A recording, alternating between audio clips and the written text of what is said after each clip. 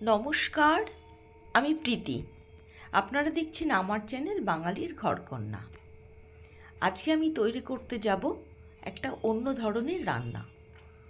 আপনারা এটা করেছেন, কিন্তু আমি করব একটু অন্যভাবে। আজকে করব সেমাইয়ের পায়েস। নিয়ে নিচ্ছি এখানে 1 কাপ সেমাই, কিছুটা কাজু কিশমিশ, আর এখানে নিয়েছি 1 কাপ চিনি। মিষ্টিটা আপনারা আপনাদের পছন্দ মতো নিয়ে নেবেন। কড়াই চাপিয়ে দিয়েছি, কড়াইয়ে দিয়ে দিচ্ছি 1/2 টেবিল চামচ ঘি। ঘিটাকে ভালো করে গরম করে নেব। ঘি গরম হয়ে গেছে, এবার এর মধ্যে দিয়ে দিচ্ছি কাজু আর কিশমিশগুলো। কাজুগুলোকে আমি হাফ করে নিয়েছি, তাহলে এটা ভাজতে সুবিধা হবে। এবার এটাকে সুন্দর করে ভেজে নিতে হবে। এর মধ্যে দিয়ে দিলাম সেমাইগুলো। সবগুলোকেই ভালো করে নাড়াচাড়া করে এগুলোকে ভেজে নেব। এগুলো পুড়ে যেন না যায় সেটা খেয়াল রাখতে হবে। ভাজা হয়ে গেছে, এবার আমি দিয়ে দিচ্ছি যে দুধটা জাল দিয়ে রেখেছিলাম সেটা। এখানে 1 কেজি দুধকে আমি ফুটিয়ে নিয়ে সেটাকে 1/2 কেজি করে নিয়েছি। তাহলে দুধটা একটু ঘন হবে এবং টেস্টটাও খুব সুন্দর হবে বা বাড়বে। এবার দুধ দিয়ে সেমাইটা কিশমিশ কাজুগুলোকে ভালো করে সিদ্ধ হতে দিতে হবে। আর পায়েস মানেই তেজপাতা, তাই একটা তেজপাতা নিয়ে নিয়েছি। এটাকে ছিঁড়ে 4টে টুকরো করে এটা এর মধ্যে দিয়ে দেব।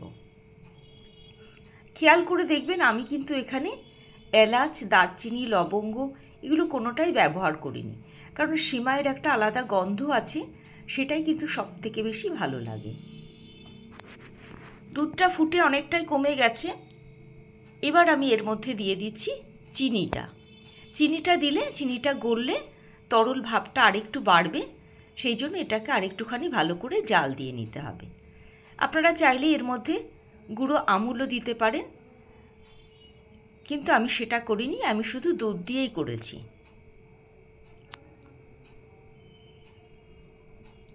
এটা আরও ঘন হয়ে গেছে।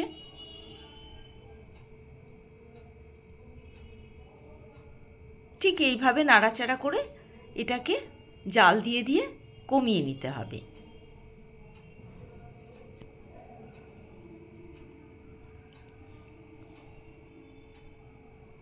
এবার আমি এর মধ্যে দিয়ে দেব 2 চিমটে গরম মশলার গুঁড়ো। এর বেশি দেব না, তাহলে উগ্র গন্ধ হয়ে যাবে। এবার এটাকে আবার এর সঙ্গে ভালো করে মিশিয়ে নিতে হবে।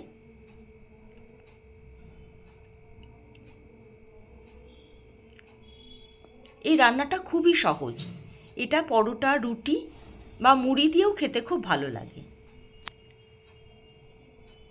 সকলকে অনেক ধন্যবাদ যারা আমার ভিডিওটা দেখছেন।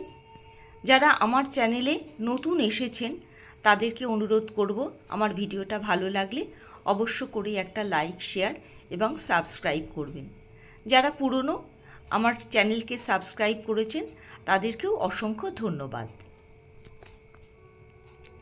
যেটুকুনি তরল দেখতে পাচ্ছেন সেটা কিন্তু ঠান্ডা হলে পারে জমে যাবে, সেই জন্য এর থেকে আর বেশি ঘন আমি করব না।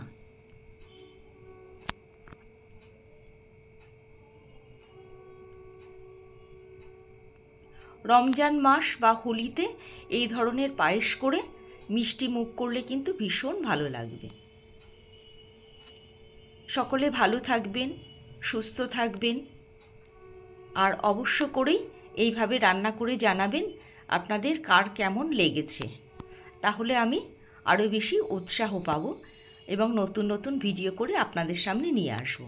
তাহলে আজকের ভিডিও এখানেই শেষ করছি, আবার দেখা হবে নতুন ভিডিও নিয়ে।